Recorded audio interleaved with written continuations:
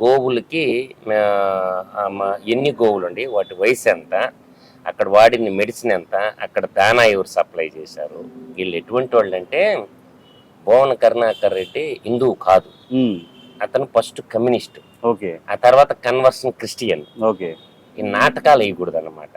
ఒకప్పుడు ఏమన్నాడంటే భువన కరుణాకర్ రెడ్డి కొండ మీద ఉండేది నల్లరాయి, 7 కొండలు 2 కొండలు అని 7 కొండలు కాదు 2 కొండలు అని మాట్లాడినటువంటి ఎదవలు వీళ్ళు.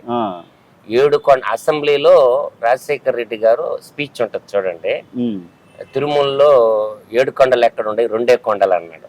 అన్న తెల్లారు ఏమైంది, ఎత్తుకోపోయింది, మేఘం రూపంలో వచ్చి బోర్డర్లోకి రాగానే నల్లమల్ల ఫారెస్ట్ లో నల్ల కాలువ దగ్గర తొక్కి పారేశాడు మేఘం రూపంలో వచ్చి వెంకటేశ్వర స్వామి.